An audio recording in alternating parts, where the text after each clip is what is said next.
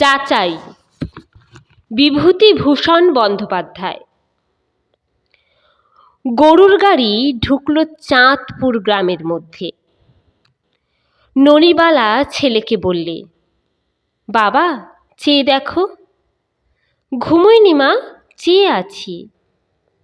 এই গাঁয়ের সীমানা, ওই গেল দুলেপাড়া। ব্রাহ্মণপাড়া কত দূর? আরও আগে। ননিবালার সারা দেহে মনে একটি অপূর্ব অনুভূতির শিহরণ। মনে পড়ল আজ ৩০-৩২ বছর পূর্বে একদিন এই গ্রামে নববধূরূপে ঢুকবার সেই দিনটির কথা। তিনি ছিলেন পাশে। আজ যেমন ছেলে সুরেশ তার পাশে বসে রয়েছে, তেমনি মুখ চোখ, তেমনি চোখের দৃষ্টি, বয়সও তাই। চাঁদপুর গ্রামে ঢুকবার কিছু পরে কাক কোকিল ডেকে ভোর হয়ে গেল। সুরেশ গাড়ি থেকে নেমে গাঁয়ের পথের ধুলো তুলে মাথায় দিলে। মাকে বললে, তোমরা কতদিন গাঁ থেকে গিয়েছিলে? তোর বয়স ২১ বছর? হ্যাঁ, ওর স্কুলে চাকরি গেল, আমরা এখানকার মায়া কাটালুম। বাবা দুঃখ করেননি? আহা, মরবার আগেও প্রায়ই বলতেন, বড় বউ, একবার যদি চাঁদপুর যেতে পারতাম ফিরে, তবে বোধ হয় কিছুদিন আরও বাঁচতাম। ওখানে এখনো চৈত্র মাসের দুপুরে বুড়িমা কুলচুর শুকুচ্ছে রোদুরে। বাঁশবনে কত কোকিল পাপিয়া ডাকছে। আমি গাঁয়ে যাব। শহরের ছোট্ট বাসার মধ্যে উনি চিরকাল হাঁপিয়ে এসেছেন, আর তেমনি গরম সেখানে। আমি যদি তখন বড় হতাম, বাবাকে বাবার জন্মভূমিতে ঠিক নিয়ে আসতাম, বলে দিচ্ছি। সুরেশ ছিপছিপে চেহারার, শক্ত হাত পাওয়ালা যুবক। ফুটবল খেলে ভালো। দেশ স্বাধীন হবার পরে রাইফেল ক্লাবে যোগ দিয়ে খুব রাইফেল ছোড়া অভ্যেস করছে। এইবার রেলের শিক্ষানবিশে শেষ করে ভালো চাকুরি একটা পাবে। শিক্ষানবিশের সময়েই ও খেলোয়াড় হিসেবে রেলের উপনিবেশের শহরটির অনেক বড় বড় অফিসারের দৃষ্টি আকৃষ্ট করেছে। শিক্ষানবিশের ছাত্রও সে ভালো। অঙ্ক বেশ ভালো জানে বলে অঙ্কের টিউশনিতে মাসে আজকাল ৭০-৮০ টাকা রোজগার করে।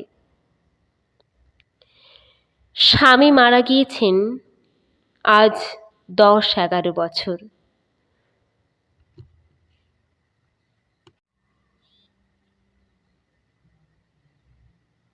সুরেশ তখন ১০ বছরের ছেলে, নিচের ক্লাসে পড়ে। কি আতান্তরে ফেলে গিয়েছিলেন সেদিন।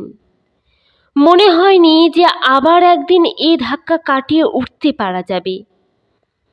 রেল উপনিবেশের সকলেই খুব দয়া করলেন। একটা বাসা দেখে দিলেন, কারণ রেলের কোয়ার্টার ছাড়তে হলো। ইনস্টিটিউটের সেক্রেটারি রায় বাহাদুর হরিচরণ বসু নিজে দেখাশোনা করলেন।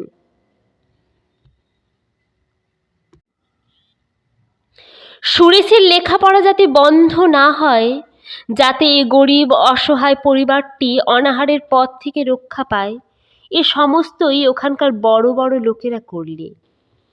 সেসব দিনের কথা ভাবলে জ্ঞান থাকে না। এমন দিনও আসে মানুষের জীবনে। আজ মনে হচ্ছে সমুদ্রে পাড়ি দিয়ে এসে অদূরে এবার কুল রেখা যেন দেখা দিয়েছে। ওরা সবাই বলে আমাদের দেশ এখন স্বাধীন, আর সে যুগের মতো কষ্ট করতে হবে না।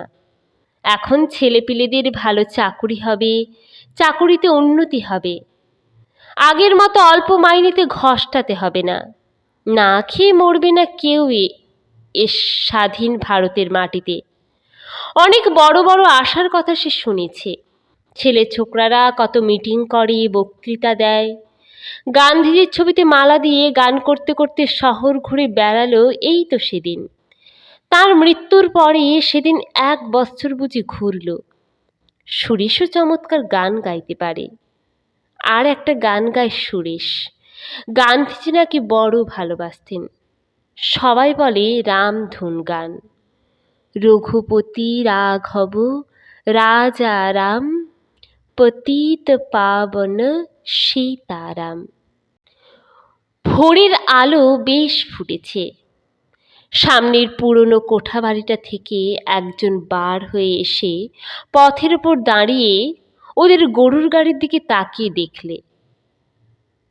ননিবালা চুপি চুপি বললে, ও সুরেশ, ওই বোধহয় তোর বিনোদ কাকা, ওর খুড়তুতো ভাই।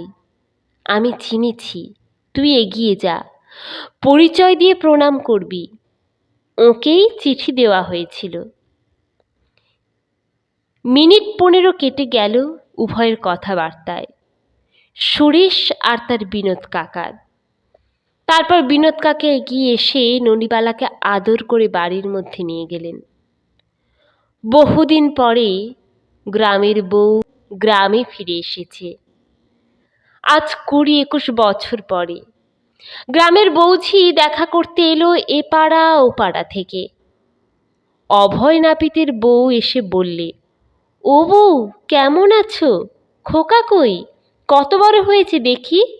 দাঁড়াও, একটু পায়ের ধুলো দাও দিনি আগে। তারপর 2 পায়ের ধুলো নিয়ে প্রণাম করে সে সামনে বসল।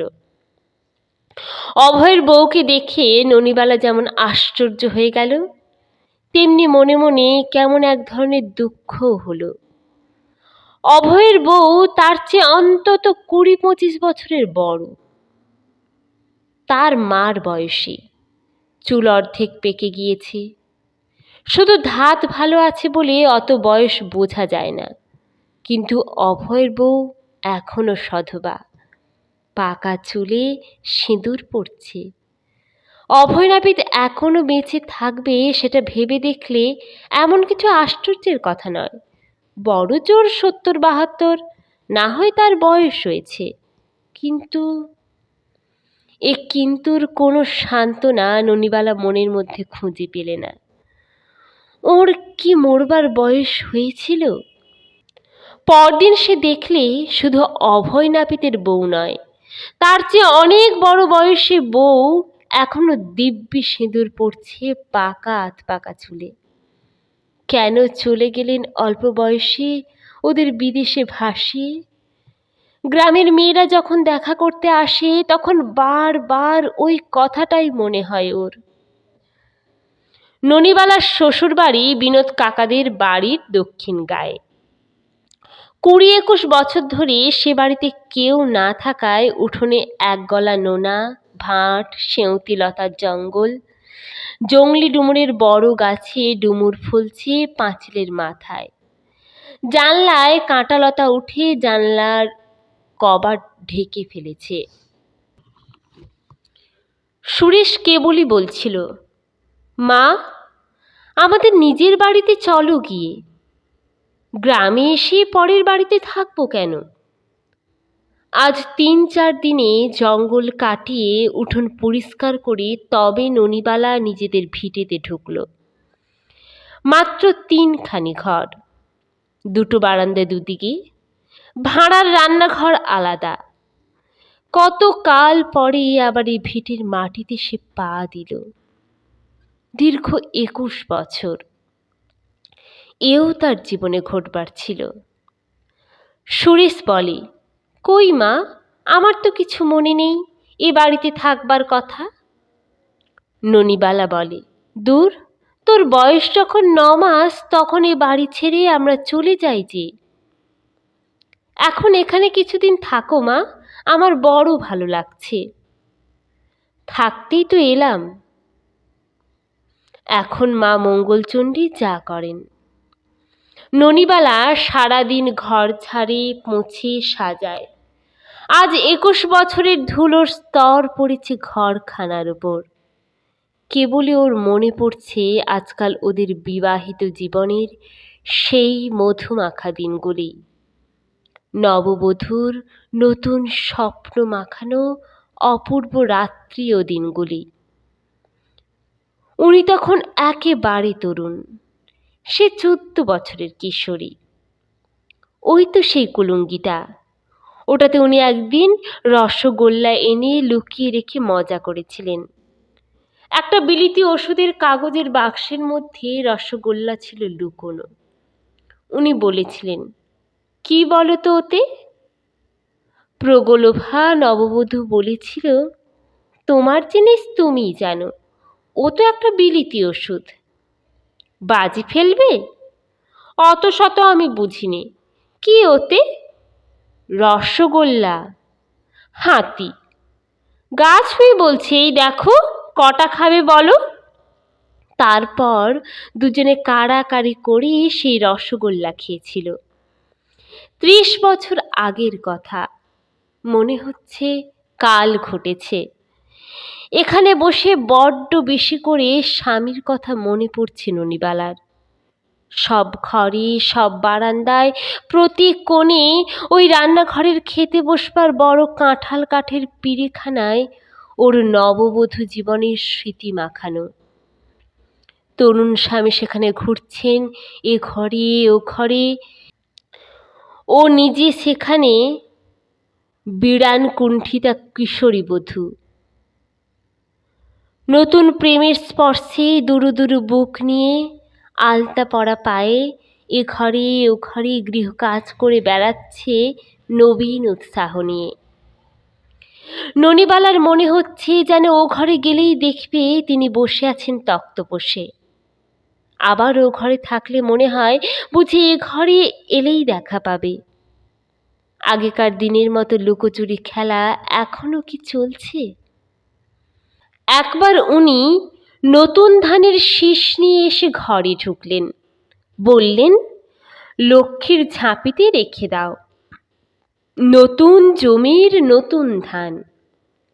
শাঁখ বাজাও, তুমি ঘরের লক্ষ্মী, শাঁখ বাজিয়ে অভ্যর্থনা করা নিয়ম তোমার। ঠিক দুপুরের গম গম রোদে, অলস নিমফুলের গন্ধের মধ্যে কতকাল আগের তাঁর কথাই মনে পড়ে। ননিবালা এক দৃষ্টে চেয়ে থাকে বাঁশঝাড়ের ঘন ডালের দিকে, কিন্তু মন তখন অতীত দিনের কোনো আবেশাতুর মুহূর্তটিতে স্থির নিবদ্ধ। হয়তো সে সময় ছেলে সুরেশ বলে ওঠে, মা, একটু খাবার জল দাও না। ননিবালা চমকে ওঠে ধ্যান ভেঙে, লজ্জা পায় পাছে ছেলে কিছু বা বুঝে ফেলে। ছেলেকে জল দিয়ে হয়তো কাঁথা সেলাই করতে বসে গেল, কিংবা নতুন পাড়া তেঁতুলের রাস বটি পেতে কাটতে আরম্ভ করে দিলে। অমনি মনে পড়ে যায় সেই সব দিনে এমন চৈত্রের দুপুরে বাড়ির পেছনের গাছের তেঁতুলের রাস এমনি কাটতে বসেছিল একদিন। উনি পেছন থেকে এসে চুপি চুপি বললেন, তেঁতুল কাটা রাখো, নুন দিয়ে নেবু পাতা দিয়ে তেঁতুল জড়াও দেখি বেশ করে। চুপ, মা টের পাবেন, পালাও তুমি, তেঁতুল খেলে জ্বর হয়। ইস, উনি যেন আর খাবেন না, একলা আমি খাবো কি না? মা ঘুমুচ্ছে, তুমি তাড়াতাড়ি ওঠো তো লক্ষ্মীটি, জিভে জল আসছে না তেঁতুলের নামে? সত্যি কথা বলো। ননিবালাকে উঠে যেতে হয় কাটা তেঁতুল নিয়ে রান্নাঘরের দিকে। উনি বলেন, দাঁড়াও, আমি নেবু পাতা নিয়ে আসছি, তেঁতুলগুলো একটু ধুয়ে নিও, বড্ড বালি কিচকিচ করবে নইলে। ননিবালা ধমকের সুরে বলে, হ্যাঁ গো হ্যাঁ, সর্দারি করতে হবে না, তেঁতুল ধুয়ে কেউ জড়ায় না, জিজ্ঞেস করো গিয়ে, পানসে হয়ে যায়। দুজনে কাড়াকাড়ি করে সেই এক তাল জড়ানো তেঁতুল খেয়ে ফেলে। পরদিনই ওর সর্দি আর গলা ব্যথা। ননিবালা আঙুল তুলে কৌতুকের সুরে বলে, কেমন বলেছিলাম না কথা শোনা হলো? আমার কথা শোনা হবে কেন, আমি কি আর কেউ? মাকে যেন কোনো কথা বলো না। ঠিক বলে দেব, চালাকি বার করে দেব, দেখো, আর একটু তেঁতুল চলবে? নিয়ে আসবো নুন নেবু পাতা দিয়ে? ননিবালার দু চোখ বেয়ে জল গড়িয়ে পড়ে। তাড়াতাড়ি মুছে ফেলে আঁচল দিয়ে। ছেলে পাছে টের পায়। আজ যদি তিনি থাকতেন। মরার বয়স হয়নি তো, অনায়াসেই থাকতে পারতেন। আজ কি সুখের দিন তাহলে। খোকা এত বড় হয়েছে, যে দেখে সেই ভালো বলে। দুদিন পরে মা মঙ্গলচণ্ডীর কৃপায় রেলে ভালো চাকরি করবে। উনি পায়ের ওপর পা দিয়ে বসে খান না কেন?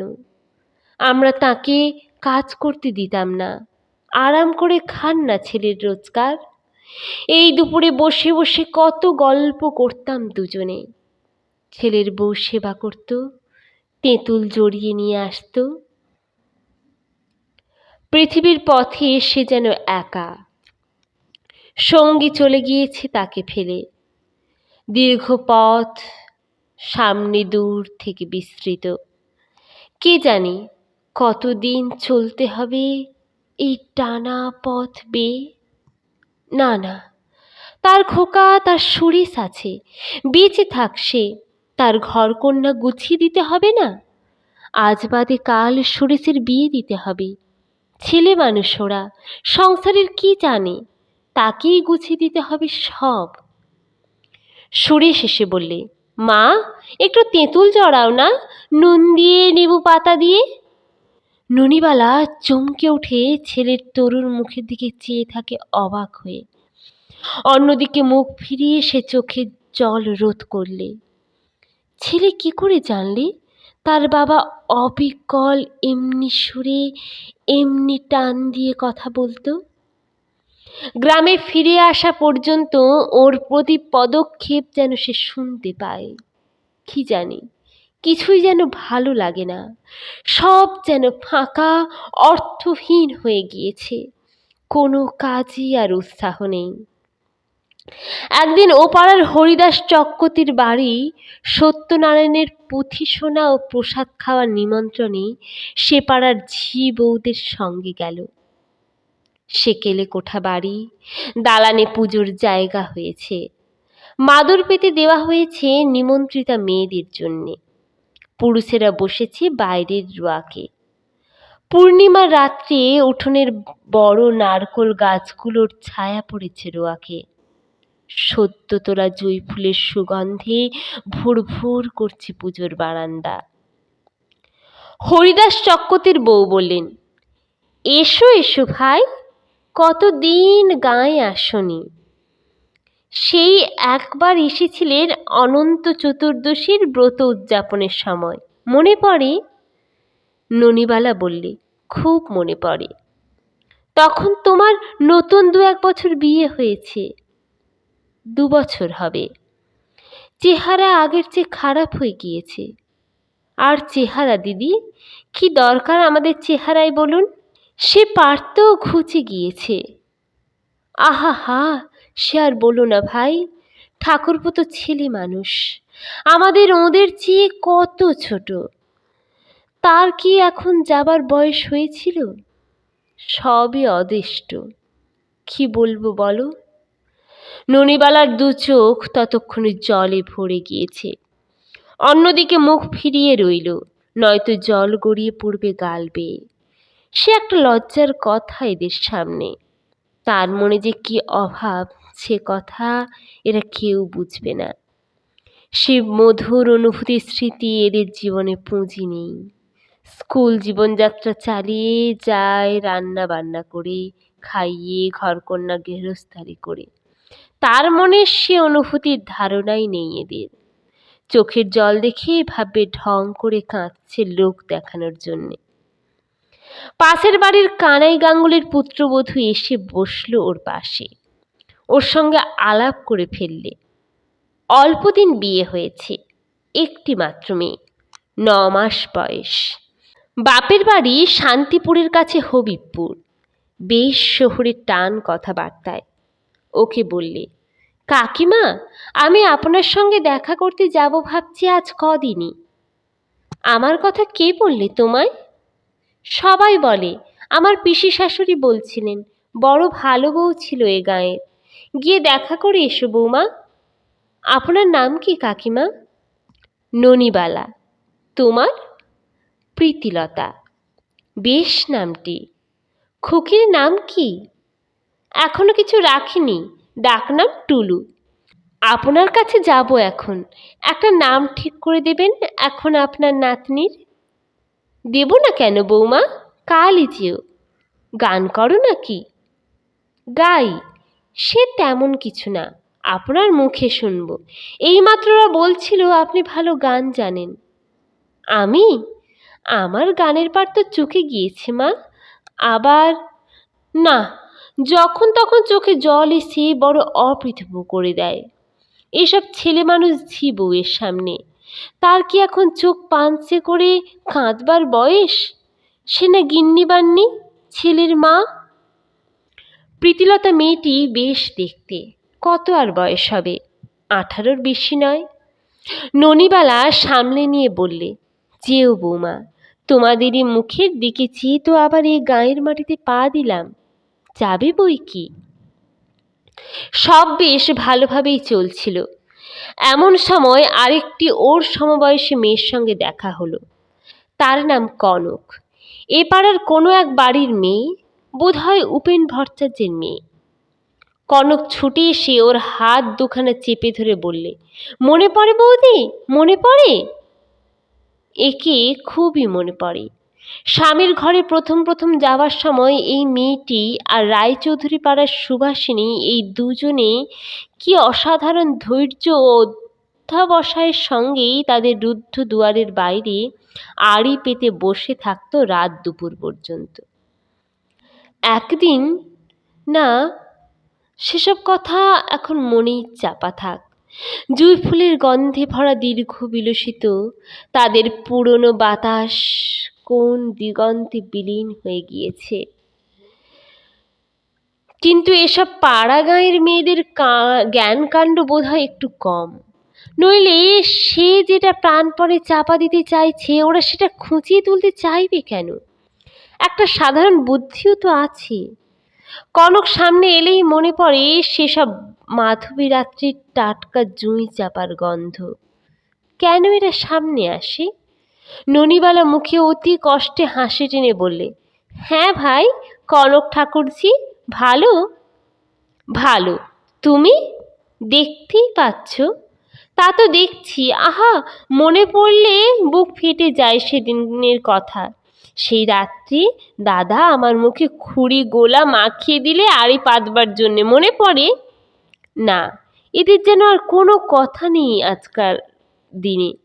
ননিবালা চুপ করে রইল দেখে কনক বোধহয় কিছু অপ্রতিভ হলো। সেও চুপ করে গেল। খুব লোকজনের ভিড়। দালানের মধ্যে মেয়েদের প্রসাদ খাবার পাতা সাজিয়ে দেওয়া হলো। ননিবালা এবং অন্যান্য মেয়েরা সেখানেই বসল। সত্যনারায়ণের পুঁথি পড়া আরম্ভ হলো। খানিক পরে সেখানে একজন বৃদ্ধ লাঠি হাতে এসে দাঁড়ালো। বৃদ্ধের বাঁ হাতে একটা বাটি। বৃদ্ধ এসে বলল, পুজো হয়নি?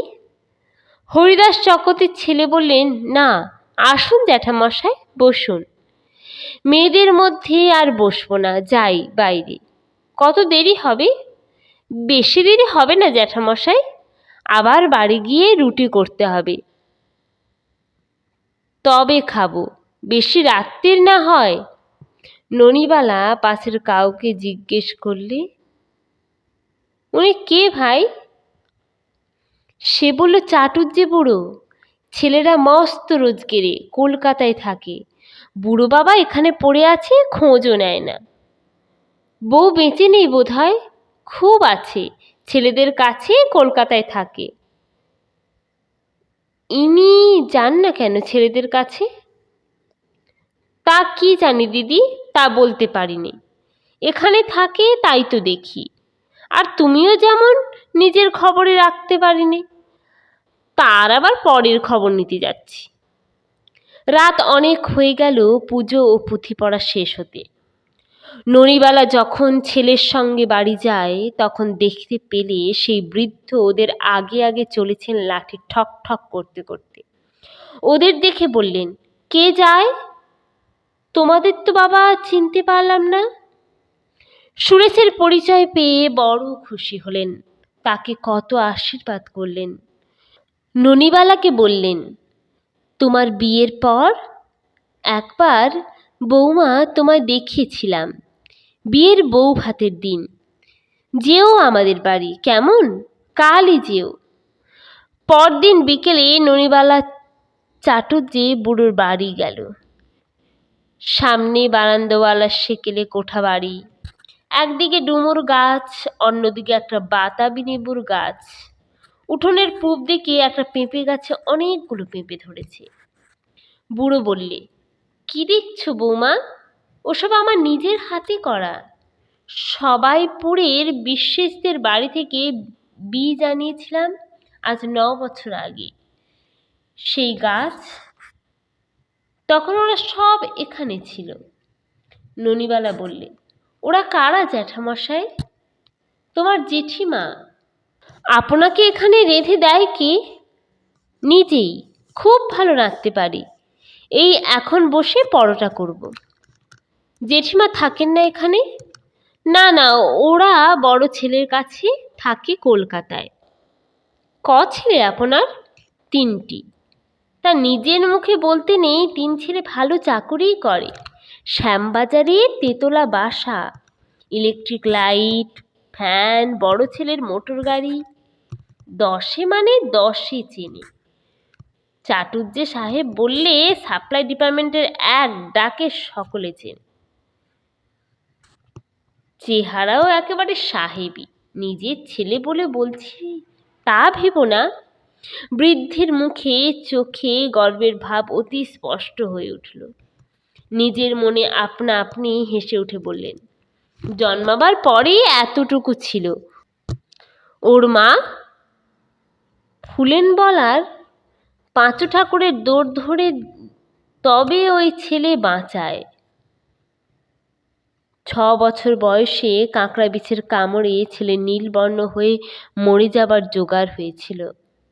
কাঁটা নটের শেকড় বেটে খাইয়ে জল পড়া দিয়ে তেল পড়া দিয়ে সে যাত্রা অতি কষ্টে রক্ষা হয়।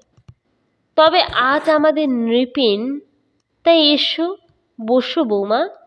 এই পরোটা কখানা ভাজি আর তোমার সঙ্গে গল্প করি। একটু ক্ষুদ্র ভাঁড়, চেঁচে মুছে ঘি বেরুলো 8-6 খানে। বৃদ্ধ ভাঁড় দেখিয়ে বললেন, ডালদা, ভালো ডালদা। আর তাছাড়া পাচ্ছি কোথায়? শ্রীঘি 8 টাকা সের। কেন, আপনার ছেলে টাকা পাঠায় না? বৃদ্ধ তাড়াতাড়ি বলে উঠলেন, নৃপেন, তার অনেক খরচ, রোজগারও যেমনি খরচও তেমনি। আমি আর তাকে বিরক্ত করি নে। আমার বিঘে 3 ধানের জমি আছে, আর ধরো লাউ করি, কুমড়ো করি, ঢ্যাঁড়স ডাঁটা, সব তৈরি করে নিজের হাতে বেশ চলে যাচ্ছে।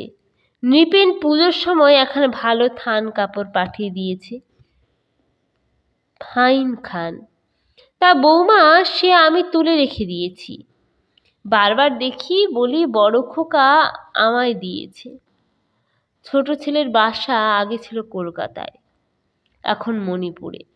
সে একজোড়া চুটিজুতো পাঠিয়ে দিয়েছিল পুজোর সময়।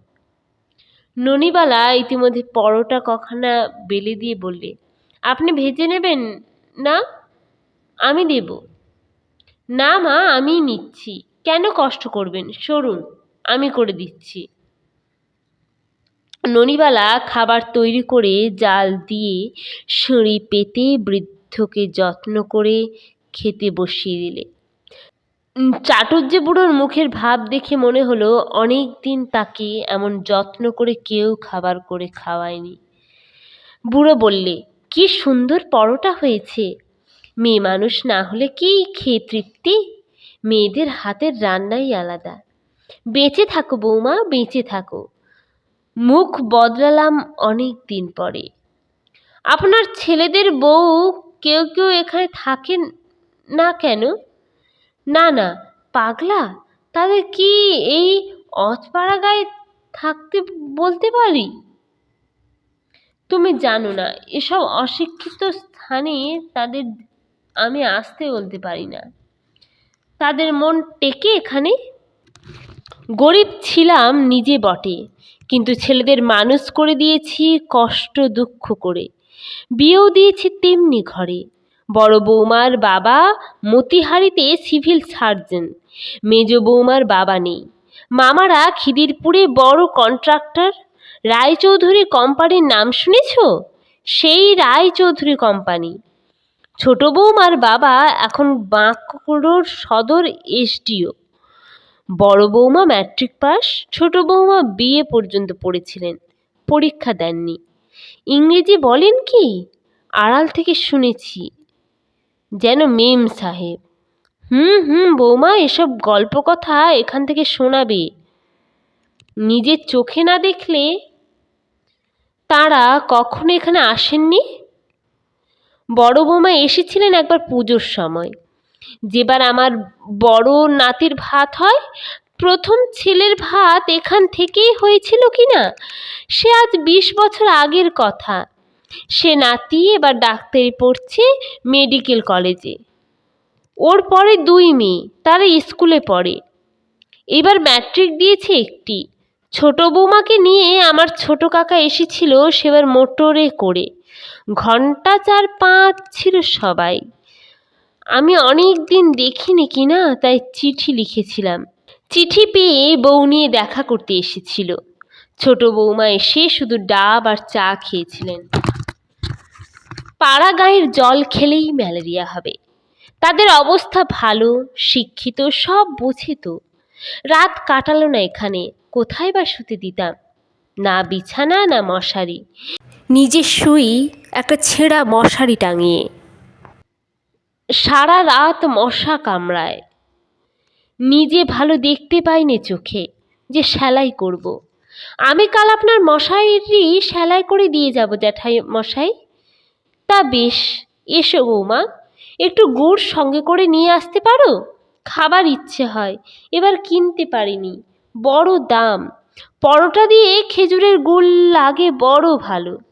খাওয়া শেষ করে চাটুজ্জে বুড়ো তামাক সাজতে বসল। ননিবালা চলে এলো। তার মনে সম্পূর্ণ অন্য রকম ভাব। সুরেশকে সে খেতে দিলে। সুরেশ বললে, বেশ জ্যোৎস্না উঠেছে মা, এখানে বসো। ননিবালা বললে, তাকে তোর মনে পড়ে? খুব। আমায় নামতা পড়াতেন রোজ সকালে উঠে। বাবা যদি আজ থাকতেন। সুরেশের গলার স্বর ভাঙা, আবেগে আড়ষ্ট। ননিবালা ভাবলে, এই ভালো, এই ভালো। খোকা আজ তোমার নাম করছে, তুমি নেই বলে। ওর চোখের জলে তোমার স্মৃতি সার্থক হোক।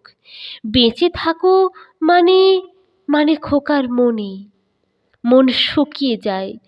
তুমি বেঁচে থাকলে হয়তো চাটুজ্জে জ্যাঠামশাইয়ের মতো তোমাকেও অবহেলা পেতে হতো। ভালোই হয়েছে, তুমি মানে চলে গিয়েছো।